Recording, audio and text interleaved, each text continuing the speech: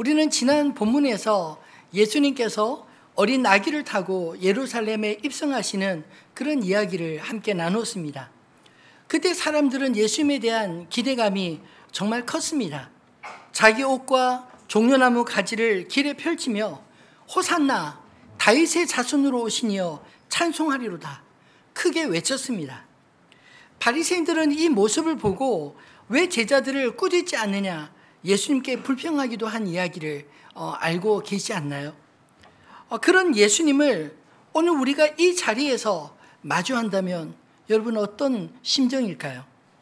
아니 거꾸로 예수님께서 오늘 이 자리에 오셔서 우리와 함께 계신다면, 예수님이 우리를 바라보신다면 어떤 시선으로 바라보실까요? 사람의 눈은 마음에 있는 것을 담습니다. 사랑하는 사람을 바라볼 때는 따뜻한 눈빛으로, 또 안타까울 때는 한숨 섞인 눈빛으로, 그리고 부당한 일을 볼 때는 분노의 눈빛이 담기지 않나요? 예수님이 바라보신 시선들에도 예수님의 마음이 담겨져 있습니다. 오늘 본문에는 예수님을 향해 환호하는 사람들 앞에서 예수님께서 예루살렘을 성을 바라보시며 눈물 흘리시는 그런 이야기가 기록되어 있습니다. 예수님은 당신에게 닥쳐질 고난이나 박해 때문에 우신 것이 아닙니다. 그냥 굳건히 서 있는 예루살렘 성벽을 보시며 통곡하셨습니다. 41절 말씀처럼 가까이 오사 성을 보시고 우시며 깊은 슬픔을 표현하신 것입니다. 여기서 우셨다라는 헬라어 표현이 클라요라고 쓰였는데, 이것은 단순히 눈물 찔끔찔끔 흘리는 정도가 아니라 북받쳐 오르는 통곡을 의미합니다. 예수님께서 예루살렘 성을 향해 이렇게 통곡하신 것은 단순한 감정적인 반응일까요? 아니, 온 인류를 향한, 특별히 예루살렘 하나님의 백성들을 향한 하나님의 깊은 마음을 보여주신 사건이라고 믿습니다. 그렇다면 예수님은 왜 우셨을까요? 무엇이 예수님의 마음을 그토록 아프시게 했을까요? 예루살렘은 이스라엘이 하나님을 예배하던 곳 아닙니까? 그곳에 성전이 있고 하나님의 임재를 상징하는 도시였습니다. 하지만 예수님의 눈에 비친 그 당시의 예루살렘은 하나님의 은혜를 외면하고 곧 심판을 맞이할 도시로 보인 것입니다. 사랑하는 성도 여러분, 근데 만약 오늘 예수님이 이 땅의 교회와 우리의 삶을 바라보신다면 그분의 눈에 우리는 어떻게 보이실까요? 우리는 바쁘게 살고 또 열심히 일하고 가정을 돌볼지 모릅니다. 주일에는 예배도 드립니다. 하지만 예수님은 우리의 그런 일상적인 겉모습이 아니라 우리가 어떤 마음으로 그 모든 삶을 살아내고 있는지 알고 또 보시지 않을까요? 우리가 정말 하나님을 간절히 원하며 살고 있는지, 아니면 세상의 편안함과 안정에만 의지하며 살고 있는지 주님은 아신다는 것입니다. 예수님의 시선은 어쩌면 우리가 스스로 외면하거나 감추고 싶은 그런 내면까지 꿰뚫어 보시지 않을까요? 우리의 공허함과 두려움, 그리고 세상과 타협하는 모든 마음까지도 보십니다. 겉으로는 웃을지라도 속으로는 불안하고 외로워하는 우리의 모습도 보십니다. 가진 것이 점점 많아져도 여전히 만족하지 못하고 불안해하는 우리를 바라보실 때 주님은 어떤 마음을 가지실까요? 그 옛날 예루살렘을 바라보시며 우셨던 것처럼 우리를 향해서도 눈물 흘리지 않으실까요? 오늘 본문을 통해 우리가 외면했던 것들을 예수님의 시선으로 조명할 수 있기를 소망합니다. 그래서 우리가 잊어버리고 있었던 것들을 되찾고 차갑게 식어버린 우리의 마음을 회복하는 은혜가 있기를 간절히 소망합니다. 예수님께서 예루살렘을 보며 흘리신 눈물과 또 성전에서 분노하신 말씀을 통해서 우리 각자에게 들려주시는 성령의 음성이 들려지기를 소망합니다. 첫 번째로 예수님의 눈물의 의미는 참 평화를 놓친 자들을 향한 깊은 애통의 마음이었습니다. 예수님이 우신 이유가 오늘 보면 42절에 분명하게 이렇게 기록되어 있습니다. 너도 오늘 평화에 관한 일을 알았더라면 좋을 뻔하였거니와 지금 내 눈에 숨겨졌도다. 평화의 왕으로 오신 예수님을 정말로 바라볼 수 있었다면 참 좋았을 텐데 비록 평화의 왕으로 주님이 그들 가운데 계셨지만 그들의 눈에는 예수님이 그렇게 보이지 않았다는 것입니다. 여기서 말하는 평화는 단순히 전쟁이 없는 그런 상태만을 의미하지 않습니다. 이 평화는 하나님과의 올바른 관계 속에서 누리는 샬롬, 진정한 평강을 의미합니다. 즉 죄에서 벗어나 하나님 안에서 진정한 안식을 누리는 삶을 의미하는 단어인 것입니다. 예루살렘의 이름의 뜻은 평화의 도시라는 뜻을 가졌지만 정작 평화의 왕이신 예수님이 왔을 때 그들은 거절해 버렸습니다. 그들이 하나님께서 보내신 참된 평화의 왕이 바로 눈앞에 계시는데도 왜 알아보지 못했을까요? 사람들은 예수님에게서 하나님을 본 것이 아니라 이스라엘을 위대하게 만들었던 다윗 왕을 보고 싶었기 때문입니다. 가난하고 병든 자를 고치는 그런 능력도 원했지만 그들이 더 원했던 것은 어쩌면 오병이어의 기적과 같은 배고픔을 해결해 줄 왕을 더 기대하고 바랬던 게 아닐까요? 종교적으로도 바리새파, 사두개파, 율법 교사들과 적절히 타협하며 그들의 지지를 이끌어낼 그런 지도자를 원하지 않았을까요? 무엇보다 로마의 압제로부터 이스라엘을 해방할 능력 있는 메시아를 원했던 것입니다. 예수님이 행하신 능력과 베푸신 기적 그리고 그분의 모든 말씀들이 그분이 메시아임을 분명히 가리키고 있었지만 이스라엘은 자신들이 원한 지도자를 원했기에 예수님이 제대로 보이지 못했던 것입니다. 그 무지가 얼마나 안타까웠으면 예수님께서 통곡하셨을까요? 예루살렘은 본래 하나님의 임재가 머무는 거룩한 도시이지 않습니까? 하지만 그곳에 그 중심에 하나님을 거부하는 종교인들과 그리스도를 거부하는 지도자들이 백성을 잘못된 길로 이끌고 있었던 것입니다. 예수님의 눈물은 바로 이 모습을 보고 흘리신 것입니다. 그리고 43절로 44절에 예수님은 그들이 겪게 될 비극적인 결과들을 예언하십니다. 날이 이를지라 내 원수들이 토tun을 쌓고 너를 둘러 사면으로 가두고 또 너와 및 그 가운데 있는 내 자식들을 땅에 메어치며 돌 하나도 돌 위에 남기지 아니하리니 이는 내가 보살핌 받는 날을 알지 못함을 인함이니라. 이 예언은 실제로 예수님이 십자가를 지신 이후 40년 만에 서기 70년에 로마 군대가 예루살렘을 함락하고 성전을 무너뜨리면서 성취되고 말았습니다. 예수님은 이 모든 비극을 알고 계셨기에 그 성을 바라보시며 눈물 흘리신 게 아닐까요? 결국 그들이 보살핌 받는 날을 알지 못함을 인함이라. 즉 그들의 구주 그리스도를 거부했기 때문이라고 말하고 있습니다. 여기서 우리는 중요한 사실 하나를 발견하게 됩니다. 예수님은 심판을 예언하시면서도 오히려 화를 내신 게 아니라 눈물을 흘리셨다는 것입니다. 왜냐하면 그분은 우리를 벌주러 오신 분이 아니라 구원하기 위해 오신 분이시기 때문입니다. 로마서 3장 17절 말씀에 보면 예수님이 오신 목적을 이렇게 말씀하고 있지 않나요? 같이 한번 읽어보겠습니다.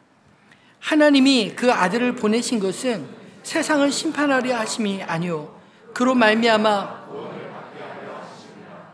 아멘. 예수님이 이 땅에 오신 목적은 그로 말미암아 세상을 구원하시기 위함이었습니다. 그러므로 예수님이 흘리신 그 눈물은 애통의 눈물이요 사랑의 눈물이었습니다. 우리를 향한 깊은 긍휼에서 나온 바로 하나님의 눈물이 아니었을까요? 예루살렘을 바라보며 예수님이 우셨던 것처럼 만약 예수님이 오늘 나의 삶을 바라보신다면 무엇 때문에 가장 마음 아파하실까요? 예수님의 눈물은 우리가 놓치고 있는 참된 평화, 즉 샬롬에 대한 안타까움이지 않습니까? 내가 지금 진정 평화라고 믿고 의지하는 것이 무엇인지 솔직히 이 말씀을 통해 우리 자신을 돌아보게 되기를 소망합니다. 그것이 혹 세상의 성공은 아닌가요? 성공하기만 하면 평화가 주어질 것이라 믿지 않습니까? 또는 대인 관계에서의 평화를 추구하고 있지 않나요? 그리고 돈이 많으면 내 인생에 평화로울 것이라 생각하지 않습니까? 근데 만약 그것들이 잠시 흔들린다면 그때 우리의 마음은 어떻게 될까요? C.S. 루이스는 이 세상에서 얻을 수 있는 것은 단지 그림자일 뿐이다. 실체는 영원한 것에 있다. 이런 말을 남겼습니다. 예수님은 오늘도 그 실체이신 자신을 잃어버린 우리를 바라보며 간절히 부르고 계신 게 아닐까요? 예수님만이 주실 수 있는 참된 평화를 놓치고 있는 사람이 있다면 오늘 이 시간 주님의 음성을 들을 수 있게 되기를 소망합니다.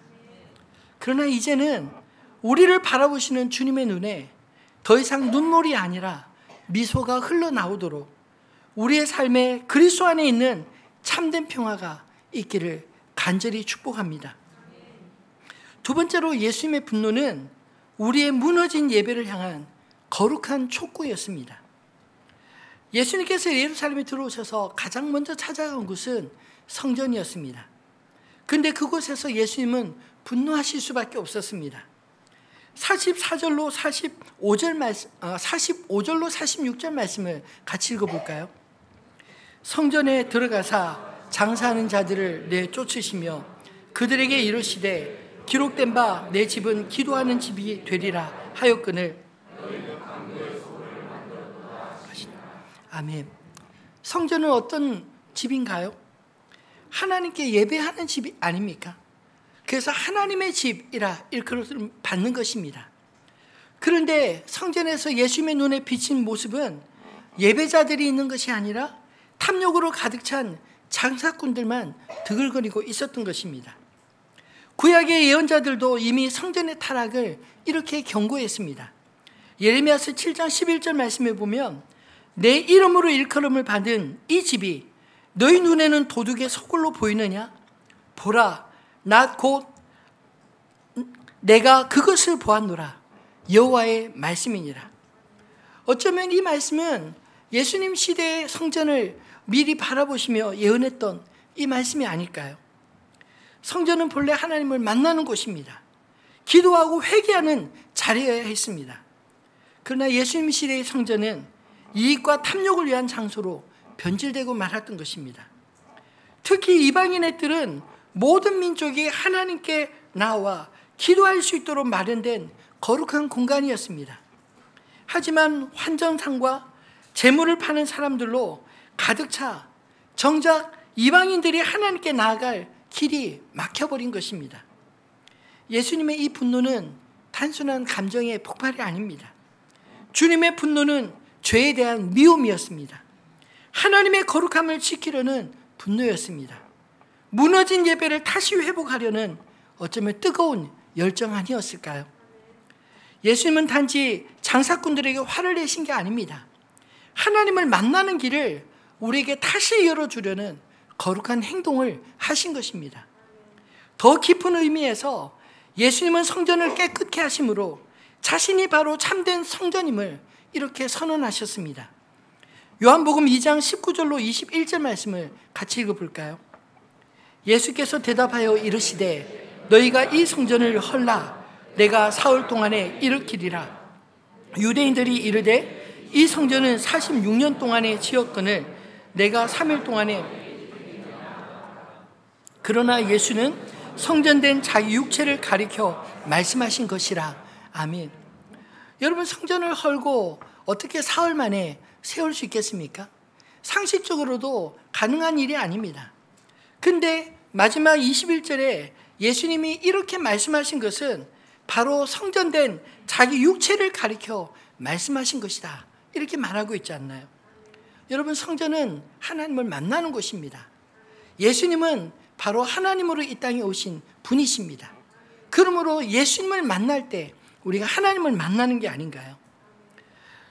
그러므로 이 말씀은 이제부터는 건물이 아니라 예수님 자신이 하나님을 만나는 참된 성전이 됨을 선포하신 것입니다.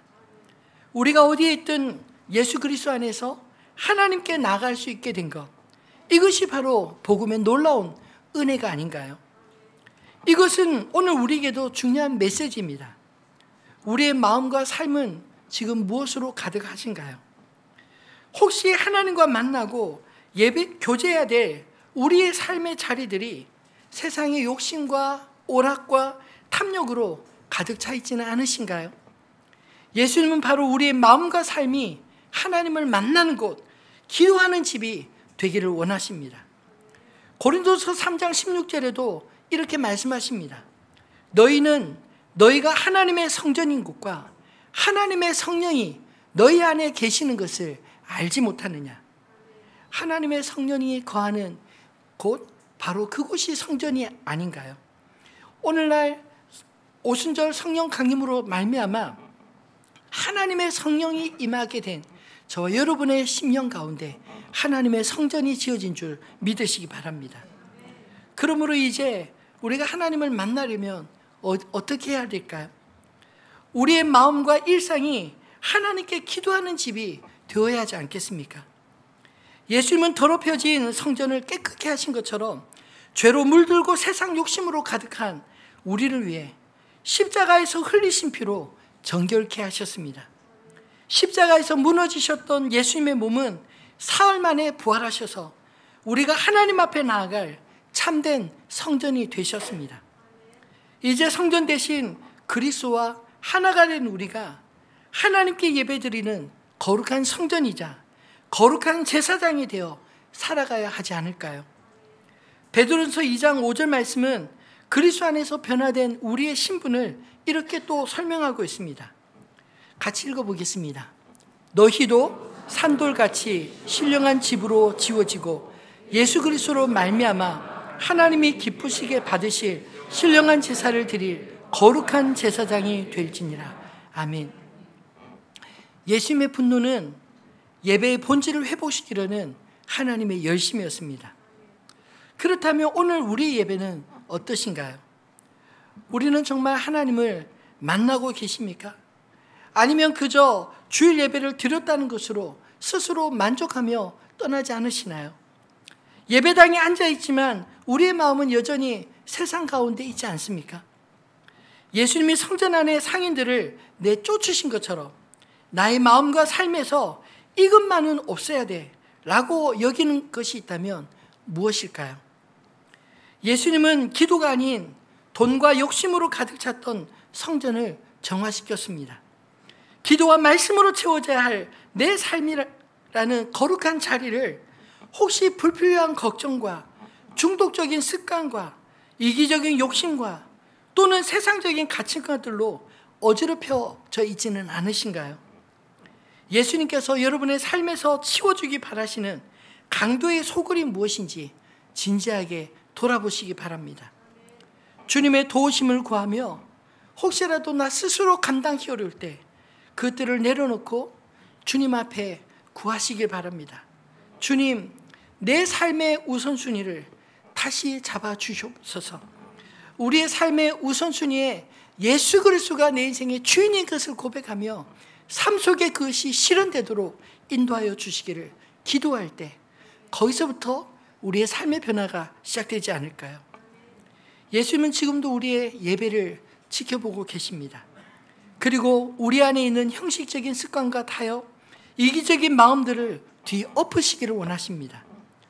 예배는 우리가 온 마음과 정성을 다해 하나님을 경외하며 경배하는 것입니다. 우리의 몸과 마음으로 하나님을 경외함으로 나아가는 진정한 예배가 우리의 심령 안에서 회복되어지기를 주님의 이름으로 축원합니다. 그리고 그 예배를 통해 하나님을 기쁘시게 하는 삶을 살아가는 저와 여러분 되시기를 주님의 이름으로 축원합니다. 말씀을 맺겠습니다. 이제 우리도 예수님의 눈물과 분노 앞에서 우리 자신을 돌아보고 결단해야 될 시간이 아닌가요? 주님의 눈에 더 이상 눈물이 아닌 미소가, 주님의 마음에 더 이상 탄식이 아닌 기쁨의 열매가 맺히도록 예수님의 시선에 우리 눈을 맞추며 살아가시기를 바랍니다. 오늘 본문을 통해서 우리는 예수님의 두 가지 모습을 보았습니다. 참된 평안을 놓친 우리를 향해 눈물 흘리시는 예수님, 그리고 무너진 예배를 향해 분노하시며 성전을 정결케 하시는 예수님 말입니다. 예수님에서 보이시는 이 두 가지 감정은 전혀 달라 보이지만 사실 같은 마음에서 나온 것입니다. 그것은 바로 잃어버린 영혼들을 향한 사랑과 왜곡된 예배를 향한 안타까움, 그리고 우리 모두를 구원하시려는 하나님의 열심이 아닌가요? 예수님의 눈물은 우리를 향한 눈물입니다. 예수님의 행동은 우리 안에 있는 불순한 마음, 형식적인 신앙, 자기중심적인 예배를 향한 강력한 도전입니다. 그러므로 우리를 바라보시는 주님의 시선을 더 이상 외면하지 마시고 예수님의 시선에 눈 맞추며 사시기를 바랍니다. 주님과 눈이 마주칠 때 우리의 마음에 비로소 평화를 누리지 않나요? 우리의 삶이 다시 바른 방향으로, 다시 올바른 목적을 회복하게 되어질 줄 믿습니다. 그분의 시선이 우리의 영혼을 살리는 것입니다. 오늘 그 주님의 시선 앞에 우리의 헛된 기대와 세상적인 평화에 대한 착각과 형식적인 예배의 습관을 모두 내려놓고 다시 일어설 수 있게 되기를 주님의 이름으로 축원합니다. 그렇다면 이제 구체적으로 우리가 어떻게 살아야 할까요?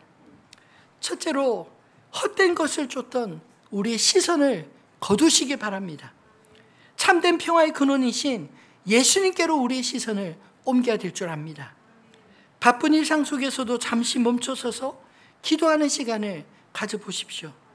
그 시간이야말로 세상이 줄 수 없는 평화를 누리는 가장 좋은 방법일 것입니다. 당장 내가 기도한 모든 문제들이 해결되지 않더라도 주님 안에 있는 평안이 우리의 마음을 굳건히 지켜줄 줄 믿습니다.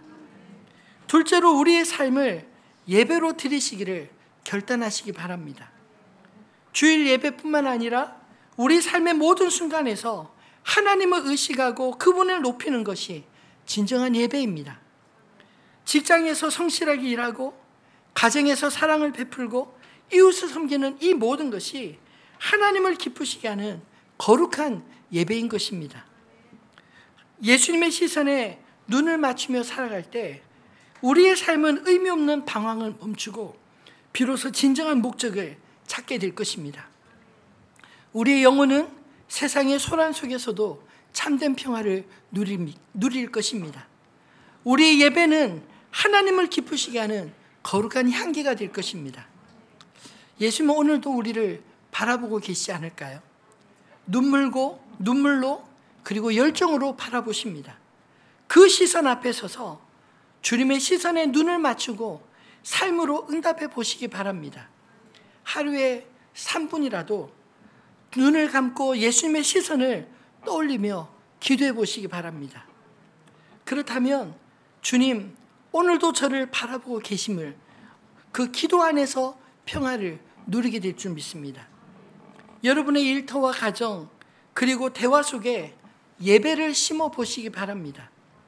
우리 입술의 열매, 그 입술의 모든 말들도 예수 그리스도를 담는다면 그것이 바로 하나님을 의식하며 살아가는 삶의 예배가 되지 않을까요? 예수님께서 나를 어떻게 바라보실까? 하루에 한 번만이라도 떠올려 보시기 바랍니다. 그 질문 하나로 어쩌면 우리의 삶의 방향이 달라질지 모릅니다. 주님, 제 안에 무너진 예배를 다시 세워주십시오. 제 삶이 하나님을 만나는 거룩한 성전 되기를 소망합니다. 그 기도 속에서 나 자신과 세상의 즐거움만 쫓던 우리의 시선이 주님을 바라보기 시작할 때 우리 안에 하나님이 일하기 시작하실 것입니다.